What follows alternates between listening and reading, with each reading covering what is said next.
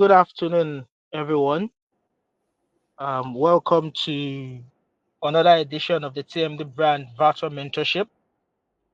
Um, due to we had a silent last month because of the success of the Hospitality and Business Summit, but we are back again for the August edition. And to avoid wasting much time and to just get right into it, because I know that we are all prepared, we are all ready to learn and to be well inspired. Um, I would first of all just tell us the theme of today's edition of the Virtual Mentorship, and then I would introduce our guest speaker for today.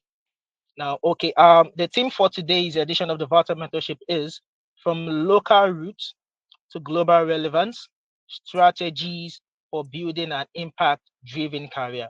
And pardon my manners, I am Jeremiah by name, and I would be your moderator for today's edition of the Virtual Mentorship. And our guest speaker for today is Dr. Kabir Ali Masanawa, the Director General for Katsina State History and Culture Bureau. And I would like to just quickly go through his profile, and then I would give him the platform to say something to us. Now, to meet the speaker, Dr. Kabir Ali Masanawa is a globally experienced leader and cultural strategist with a distinguished career spanning the public, private, and non-profit sectors across Nigeria, the UAE, and other parts of the world. He is the founder of Qualitron Group of Companies and currently serves as the Director General of the Katsina State History and Cultural Bureau.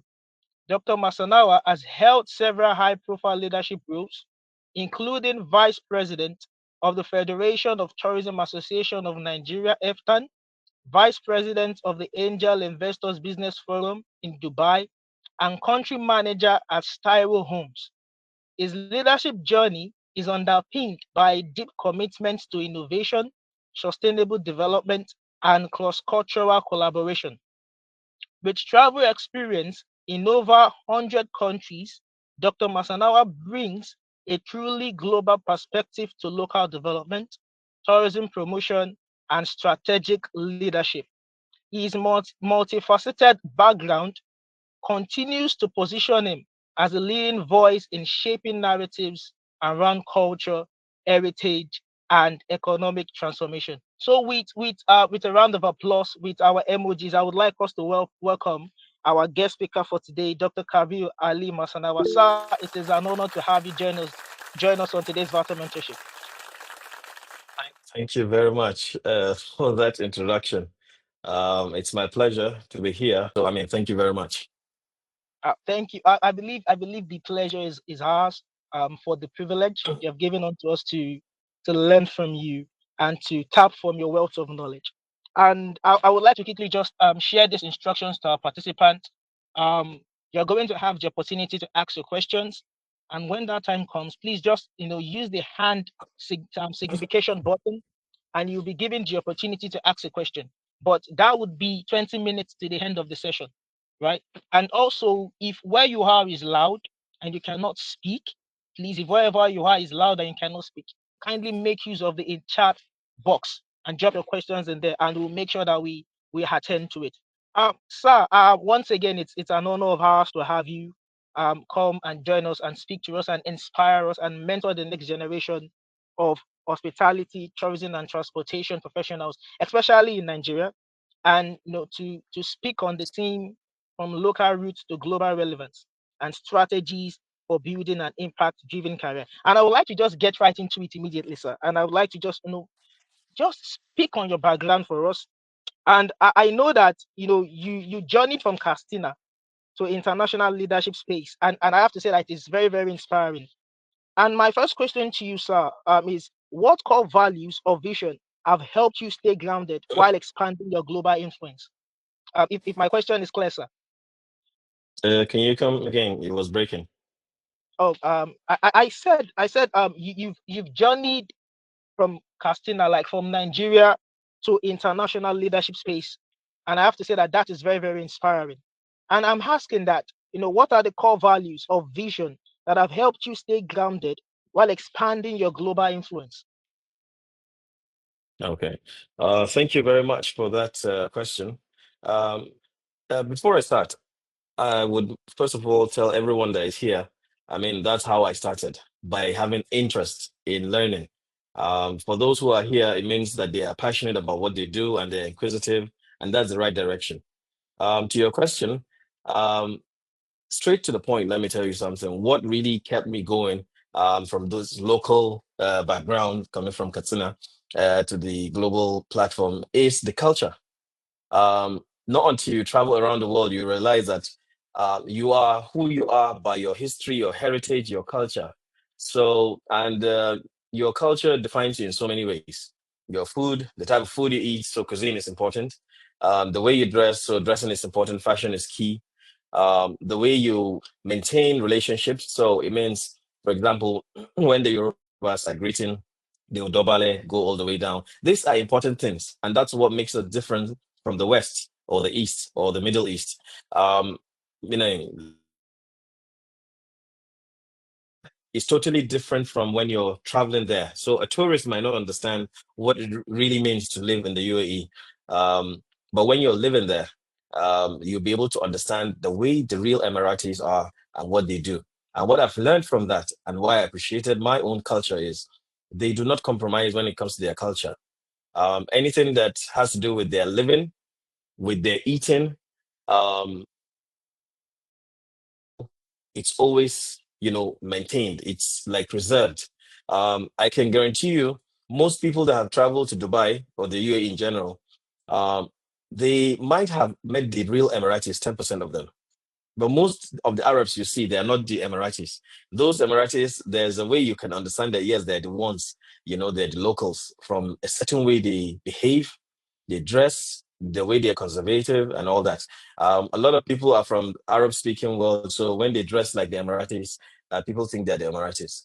It's like, when you have someone from Ghana or other African countries like Sierra Leone, when they dress Nigerian, they dress Nigerian, you'd start to know that, okay, he might be Nigerian.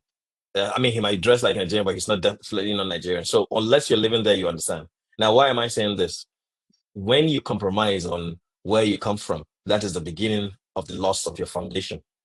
Because your roots are very important. And when you adopt your roots, when you are proud of your culture, when you are exhibiting the art of your people, then your creativity as a human being is there. You do not, it's in your DNA. When you're dressing for a party, a Nigerian party, or Owambe, or Hausa wedding, or Igbo dressing. I mean, if you're Igbo and you dress like an Igbo, you would realize that you don't need anybody to tell you how to tie the scarf or wear the clothes. It's in your DNA. However, if someone is trying, just imagine a white guy trying to dress like an Igbo person. It's a Herculean task, and it will not fit the way it will fit someone who is from there. And that is the originality we all need. We are so immersed in this Western lifestyle. um, I mean, I'm pro learning. Learn as many languages as you can is very important. Travel as much as you can. That is one of the greatest assets you can have as an individual. But you know what, the selling point for you in business is who you are. Now, if 10 people are going to market, let's say, a bag, it will be 10. If 10 people from 10 different countries or 10 different backgrounds, the way they will sell a bag is different. So your skills, if you're copying someone to sell the way that person is marketing it, you realize that you're struggling.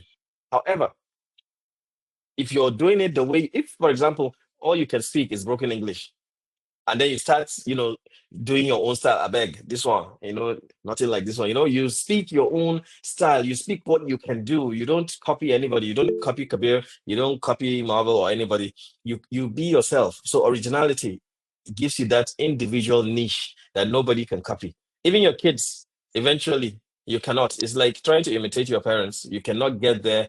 You would be a different person because your environment influences you, your learning influences you. In this digital age, digital space influences you. But what remains original and what can really give you that niche is the originality when you adopt your culture and you don't drop it. So that's in a brief way, to tell you that whatever you do, your identity and do not drop your culture. Thank you. Well, like, which means that the background is actually very, very important.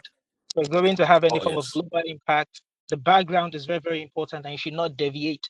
Never deviate, and do not leave your culture. Um, I would like to ask you, sir, that do you have any materials you'd like to share before I proceed to other questions I have here? Maybe you have like a slide you'd like to speak on. Well, I'll share something. It's just very brief, just the pointers for my points. But if you have questions, I can send this, or I can share my screen, or I send it to you. It doesn't matter. But I can share it and go through it when if you want. You can do that right away, sir, and then we'll ask our questions afterwards. Okay, so let me just go through my slides and present. Is that okay? Yes, that's fine. You want me to share my screen? Yes, yes, please do. Okay, just a minute.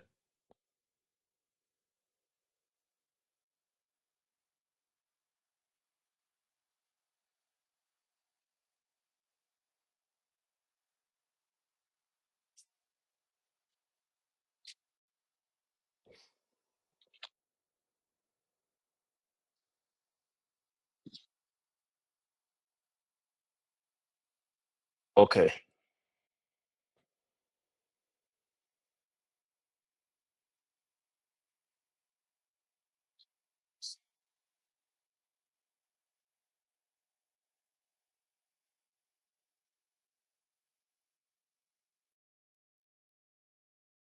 So I have so many security firewalls, so I'm just disabling them so that I can do this. Oh, all right, sir. We absolutely understand. Security is very, very important, especially in this It's technological world. crucial. Very, very important, sir. I would repeat this once again while we wait. So, For mm, okay, okay. Is it showing? yes, we can see your screen. All right, so let's do this. We're good? Yes. All right. So, I mean, this is just the strategies, that really impacted my career, basically that I have here. So, this is just introduction. You've done that already. So, let me dive into it. Your roots, like I just mentioned from the question you asked me, you cannot abandon that. When you abandon that, then your roots would abandon you when you need them the most. And I'll give you an example.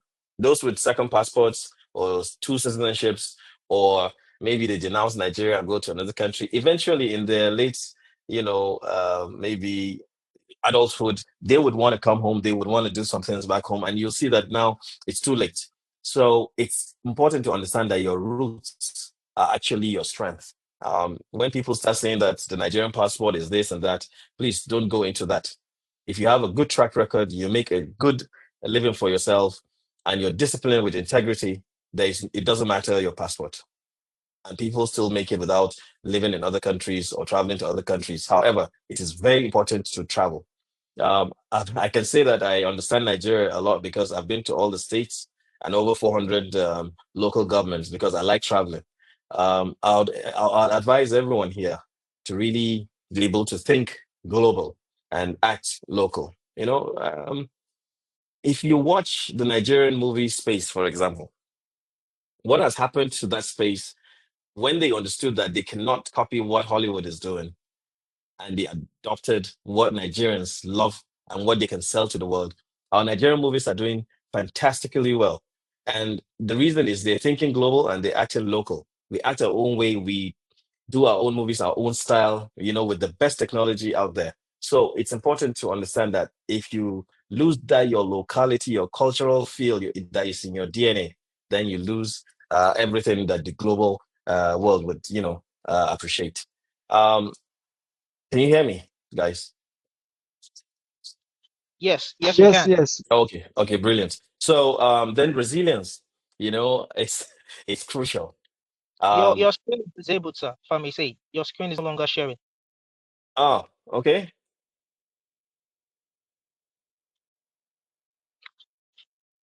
just a minute. There you go. We should be up any moment. Now it's back.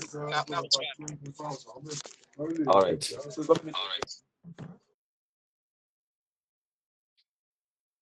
No. Okay, sorry.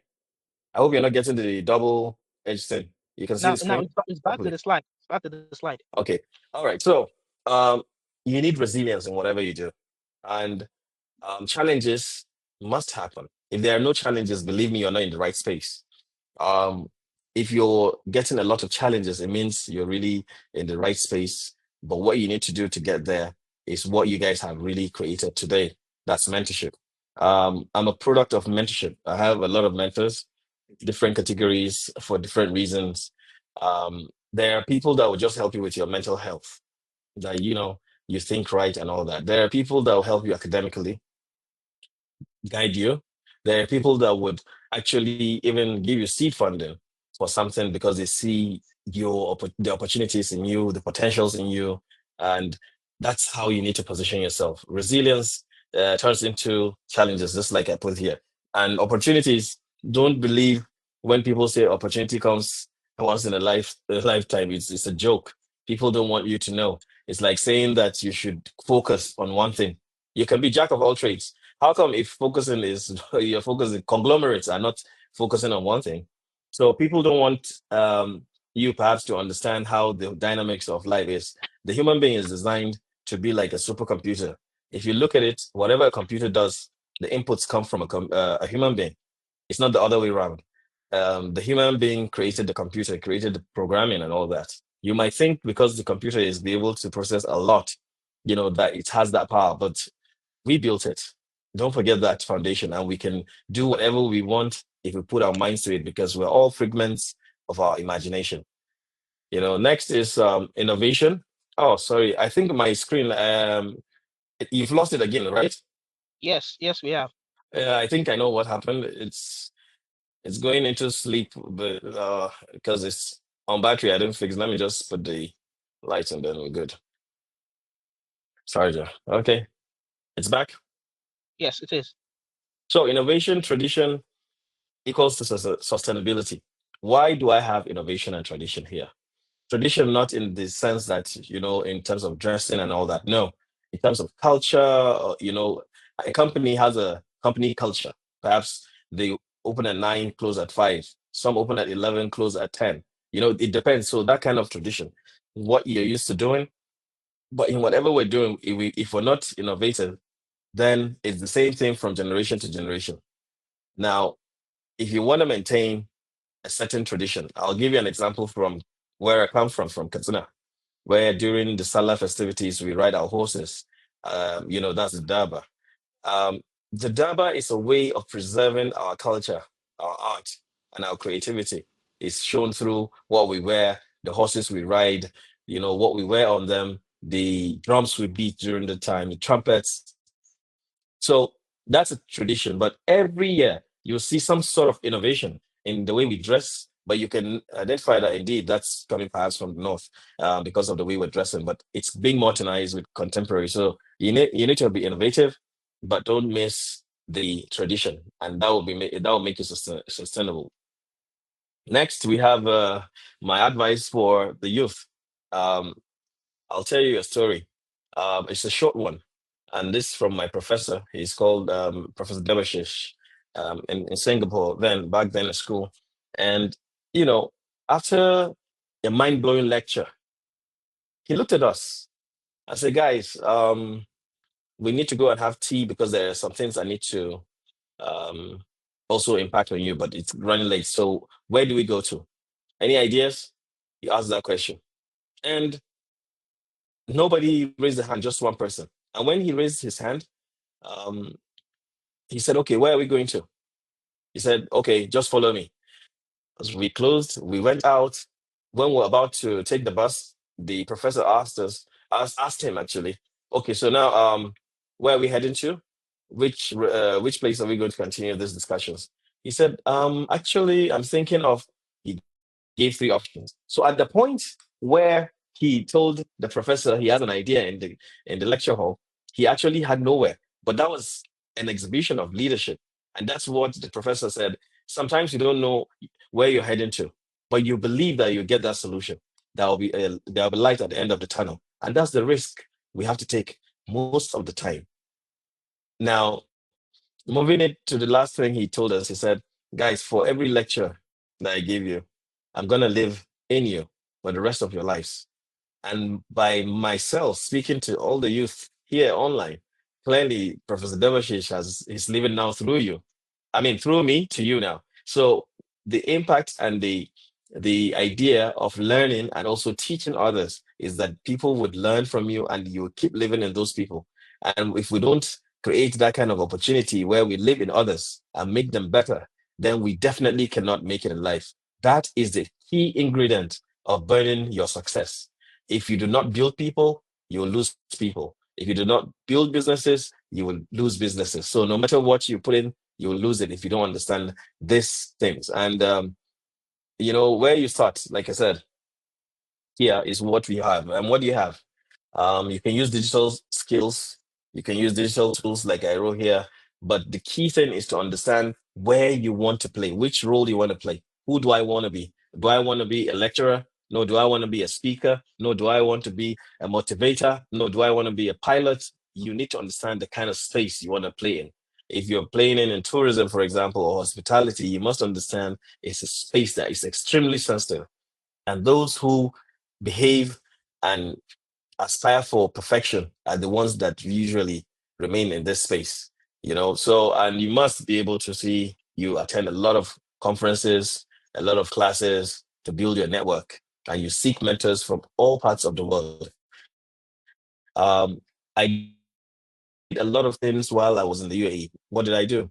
I attended a lot of programs that had nothing to do with my expertise, but because I knew that I want to build bridges, I want to connect people to different businesses, it was important for me to have a strong network. So I used the UAE as a springboard to other countries. And something that really helped me from Nigeria, before even moving out of Nigeria, back in the days when I was in ABU, we were members of ISEC. ISEC is like an international exchange organization. I'd love to know how many of you know about ISEC, but you must, join ISEC in your universities. They're all in university usually. If it's not present in your university, then we'll find a way of getting it into your university. They have, branches in over 160 countries around the world, and they also have a UN observer seat. Because it's student driven. So the internships really helped me to travel to over 50 countries as a young lad. And then when I realized that it's important traveling, I learned a lot. So when I started working, I decided to travel more and see the world, because that gives you what the Japanese call that you find your ikigai. And you should write that down. I'm sure maybe some of you know about ikigai, but you can Google it.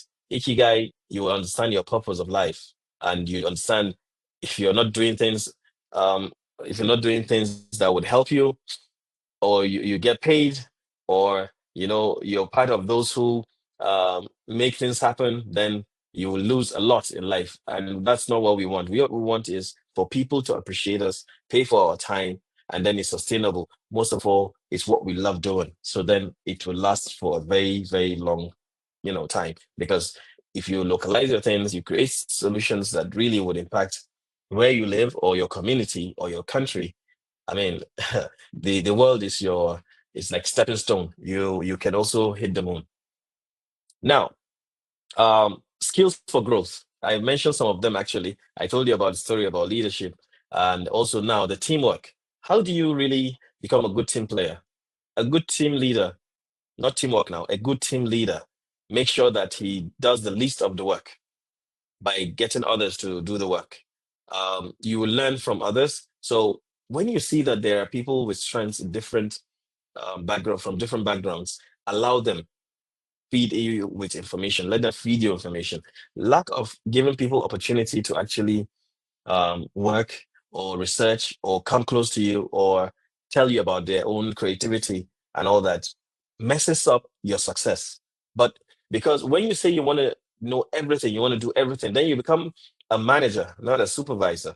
So these are stages of leadership. So if you want to keep, micromanaging things, then you never grow. You can't be a leader. You need to see things from an eagle perspective. So that's how you should work in teams. And it's important, to tell your story in a certain way. Um, I tell people I've been to a country that is just as much as 3,000 people only, and they're doing well. They understand how life works. And the interesting thing, that the biggest thing I understood about that country is, while we think, Nigeria, we have this thinking that we have Muslims, we have Christians. The whole of Christians, when you put them together and the Muslims together, you add them, they're not even close to the numbers Buddhists in the world. So are you saying your religion is the most superior? So I think traveling allows you to understand what humanity really matters.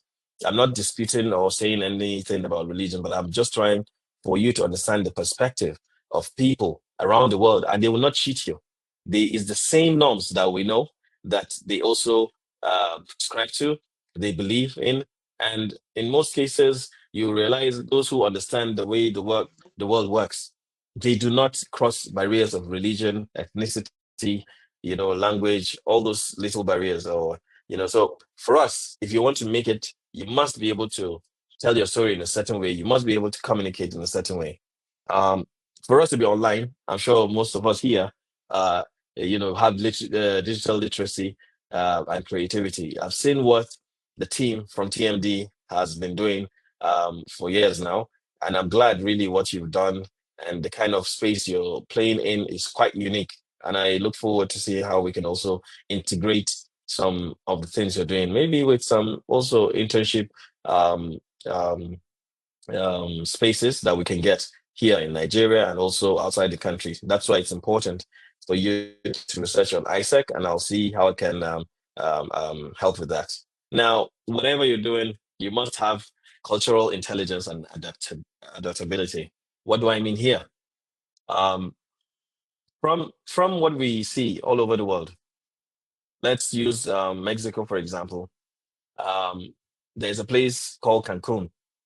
A lot of people don't even know Cancun is part of Mexico. Why? Because when the country realized that um, Mexico itself, the drug cartel is giving them a lot of problem and people don't like visiting there, they decided to develop that island, Cancun, to be sure everything is safe. The airport is, accessible. You don't have to go to Mexico City, and all that. So the same thing in any area, even if there is war, you should be able to know how to handle your space very well. And you should be able to see the opportunities of different cultures, how to infuse them. If you're a tour company or you aspire to be that, you have to have that kind of intelligence, which also is important it's part of market intelligence or business intelligence.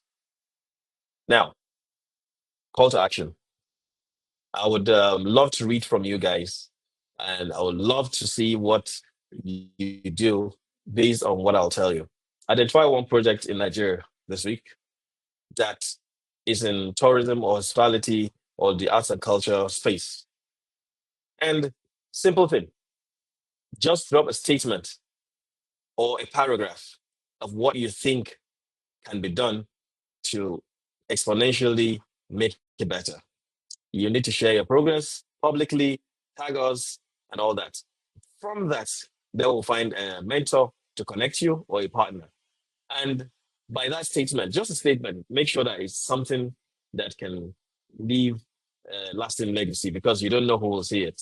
It might be the Dangote, it might be Alakija, it might be Otedola. We'll do our best to see that we connect you to the right people.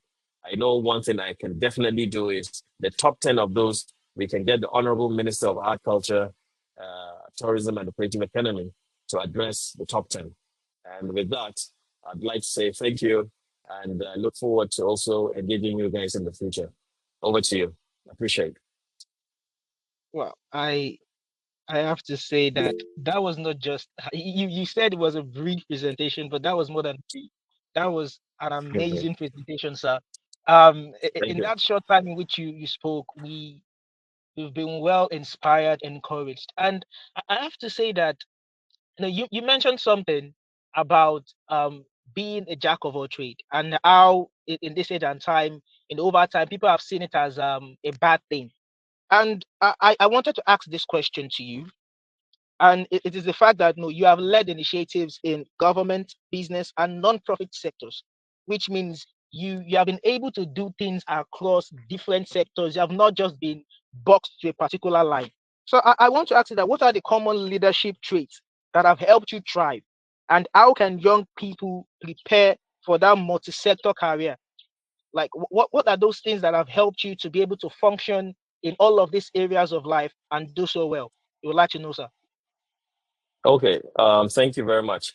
The key thing for, understanding how you can be so versatile and also for people to see opportunities, to also say, oh, hey, come work for me or come work for the government or come advise an association or an NGO and the likes of that is your ability actually to deliver in record time. Whatever you do, what I notice with individuals, governments, um, companies, whoever is in business or is in public sector, public corporate governance or something like that, what they want to do is to make sure they achieve in record time always. Now, what do I mean by record time? It doesn't have to be overnight, but say, for instance, every government or every serious company works with a budget, an annual budget.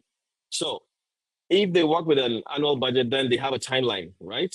There must be a timeline. So that timeline, um, what works for me is anytime I'm given work, I do not saturate myself with that. Like I told you earlier, teamwork. I try to get assemble a group of people, um, for example, now when I was appointed as the director general, what I did was to quickly get technical assistance. Young people like you. I mean, I'm 45 now, so I've lived most of my life, and all that. So I got, I think the youngest is 21, and the oldest in that my technical assistant is 25. So these guys, always online, understand what's happening, the aim thing, the swag, they research what's happening in different trends. So that's what I do because I noticed what worked for me when I was a very young person at 23, 24. I was already heading, the IT of the then power holding company. So what worked for me there was I was always online trying to see what is the latest thing, how we can do things better. So in my head, I do know that I cannot be the best, no, but I can look for the best to always work for me or be part of the success story. So what I do is the first thing, see different people, how they apply themselves. And you don't have to be, if I'm looking for someone who can deliver, the background is merely what I'm looking for. What I'm looking for is people that are hungry to be successful, passionate people. So that's what I do with my technical assistant. I interview them based on the fire they have in them. Because no matter how good you are, no matter what you study, somebody must mentor you and somebody must give you orientation of how they work. I can tell you that even if you have first class and you are given a position, like a commissioner or a director general, you cannot function efficiently without understanding how the public sector works or how a certain company works. So what works really for me is I get people to help me do my work and those who are very passionate and have fire and that's urge to succeed. Thank you very, very much. And I have to say that TMD brand, we absolutely have the fire to succeed, and that is why we place a lot of emphasis on knowledge, learning from industry professionals like you. So you Thank you. mentioned ikigai. I hope I got the pronunciation right, and Yes, and and Ikigai. yes, and that translates to your reason for being, your purpose. Why are you doing this? Why are you involved? And I wanted to ask you that: how did you discover yours? And what advice would you give to young professionals in this age and time that are working on certain paths? How can they also discover their ikigai? So what I did was at a young age, I always loved traveling. And that's why I joined ISEC, like I mentioned earlier. So we're traveling from one university to another university. Um, and that really helped, me understand the different parts of Nigeria, understand the regions, how they work, how they do things. And I said, what if I can just, you know, do something that has to do with traveling? At that time, I did not take it seriously, but it was in my head. It's what I was firing for. I continued my studies. I graduated, continued, my tech things. And then living in the UAE changed everything. How? I have a technical background. I have a technology background, but I realized that the UAE itself is tourism that is moving them. And then another fact is when people fly into the UAE, they want to see what's the Arabian culture. What do they do in the desert? How do they take tea? How do they take their food? So culture. And I said, hmm. I used to dress quite casual, t-shirts and all that, very simple, three-quarter. I don't wear serious clothes. And at a point, I realized that, hell, what can I do with my culture? So when I'm going for conferences, international conferences or local conferences in Dubai or within the UAE, what I was doing then, I started wearing my agbada, started wearing my turban, started wearing all my things that I inherited, things that is in my DNA, my culture. And I realized that when I was wearing suits and all that, when I attend meetings, nobody really, I had to go and say, hey, I do this, I do that, I can do this. But once I start dressing as, my local cultural style, people were coming to me, people that ordinarily would not even ask who you are were coming to like, oh, where are you from? And I'll be from Nigeria. Ah, you're African. I say, yes, from Nigeria. What do you do? So the question now things turn the other way. They're asking. So I realized that, and I was so happy about it because I love traveling. I love cultural things. And that's how I realized that this is my ikigai. That's my calling, It's my calling. And I realized if you keep doing what you love, then you achieve. So on one of my trips to Okinawa in Japan, I realized most of the people there they live over 100 years. And that was when I realized that it's ikigai because what they love doing, they can even continue up to their 80s, up to their 90s, doing the same thing. So that is how I found mine. And it's because I'm right now doing whatever I do, I will not get out of my culture. I would apply myself in a way that I know I don't have to learn how to be me. When you adopt who you are, then you don't learn how to be you. It's part of you. So, but when you are trying to adopt somebody's style, then it's difficult to catch up. If someone is trying to copy me, it will be difficult, but you can take my experiences and adopt what you're doing, and you become so unique. And this is what I look forward to you guys to become extremely unique because it's in your DNA. Nobody learns what he is, but you will learn what others are. Thank you. Well, nobody learns who he is, but you will learn what others are. So it is very, very important that you stay true to yourself. I absolutely love that. Some of our Thank you. participants on this in this meeting have questions, and they'll be given the Okay. opportunity to ask. Benjamin, kindly just unmute your mic and ask your question. Benjamin, I can see you All signify. right. Okay. Yeah, thank you very much. Can you hear me? Good afternoon, everyone. Yes. Yeah, good Afternoon. afternoon, Dr. Ali. I really appreciate the presentation. My name is Benjamin. I'm the president of Hospitality Management Cybertech chapter. I learned a lot from what you said, but then I have a few questions. And one of Sure. them, Mr. Jeremiah, I've already asked. But my other question is, you mentioned an association that helped you travel while you were still in school. I've not heard of that association before. This is my first time. So I'm willing to know how can we, students of Shabatech, student of hospitality management, my department, be a part of this association, be a part of this great association, so we can have Okay. the opportunities to also explore and travel. That's one. And two, you said we should search for we should go into Yeah.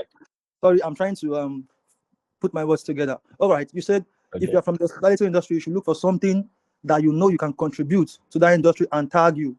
Who are we to tag? What exactly are we tagging?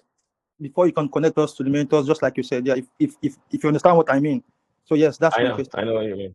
Yeah. Thank you very much. That's my Okay. question. So what I'll do is I'll drop Marvelous, you can give them, Jeremiah, you can give them my details.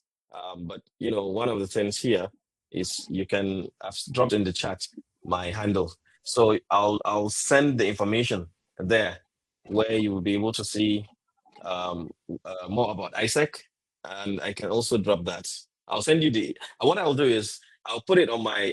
After this, you just do a caption of what we have done, Jeremiah, and I'll also put in that on my TikTok and IG, and then tag the minister and some of the people I want to see. That way, when you do something and you tag or you mention, then we take it up. I think it would be easier because for me, it's better we get it so out there, on the digital platforms. I hope that is okay. All right. Thank you very much, sir. Thank you very much. I really appreciate it.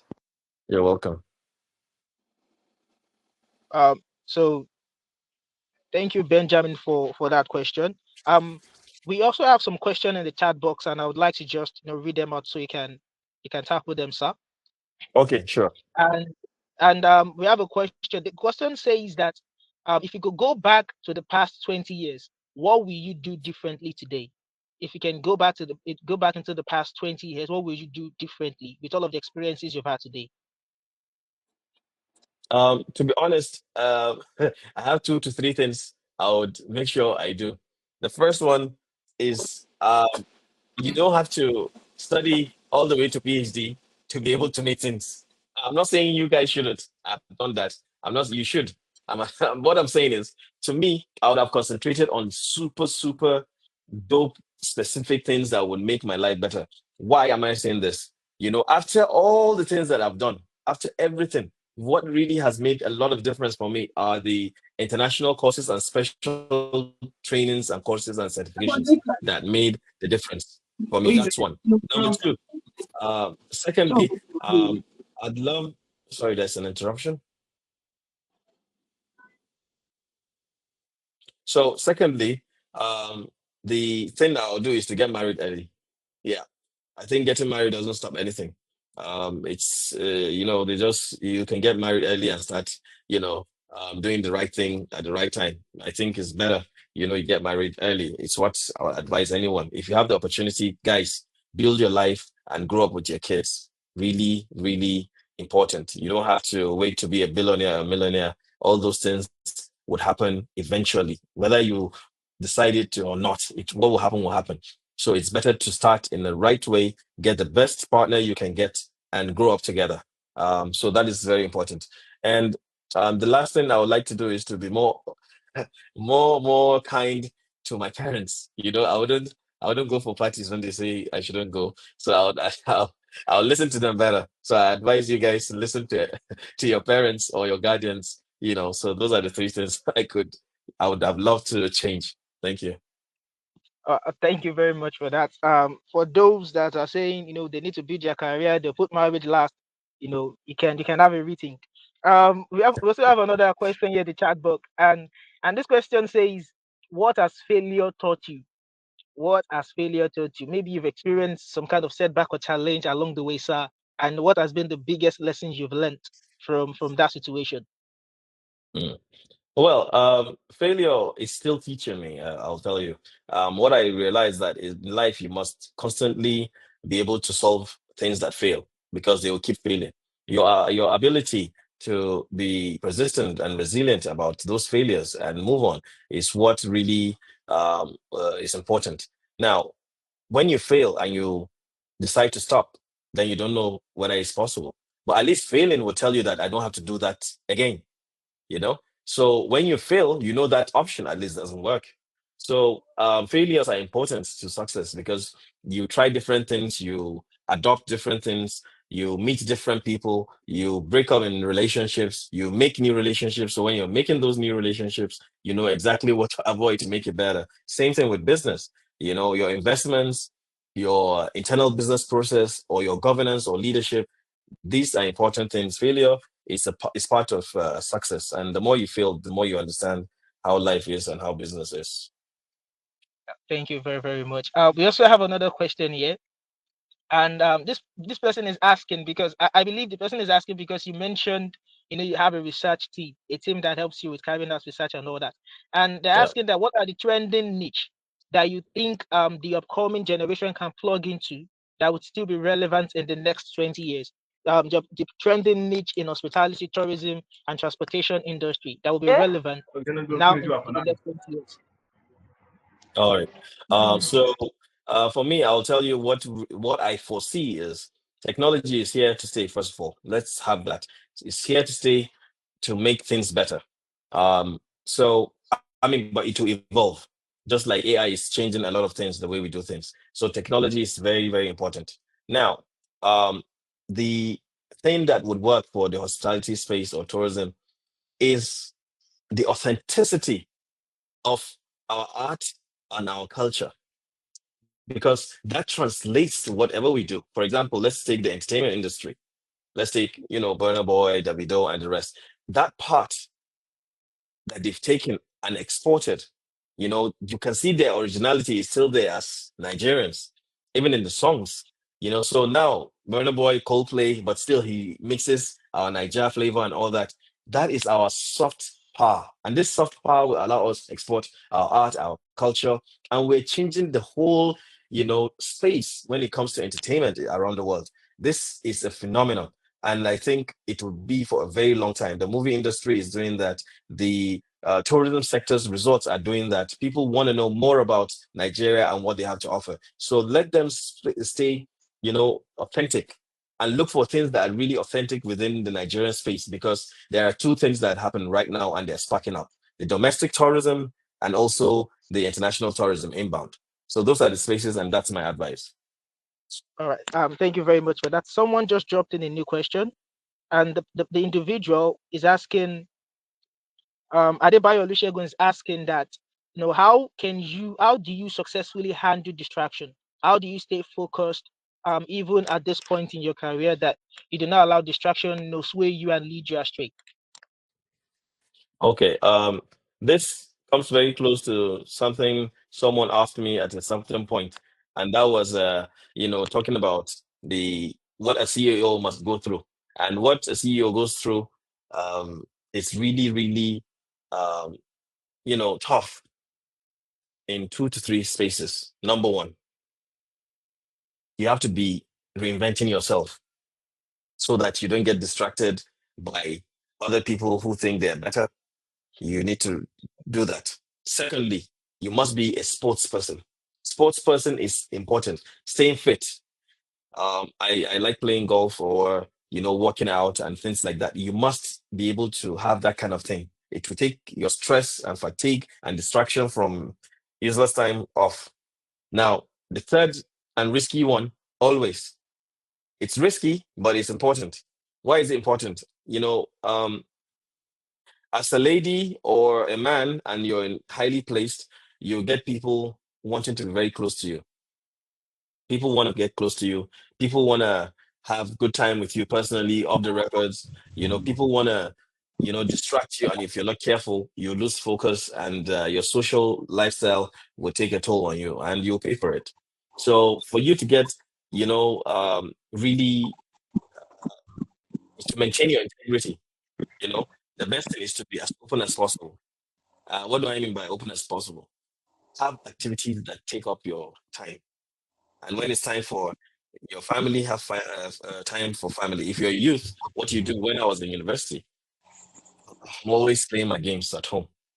I play games, you know, um, off campus. I used to live off campus, but I used to play games, take my head off all those social vices.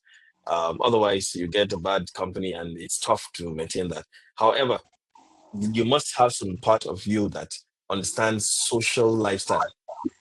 Lack of having that social lifestyle at an early stage, where you also say, okay, I'm done with this. I cannot go through this. I'm not saying you should be or partying. No, no, no, no. You must be able to unwind in your own style.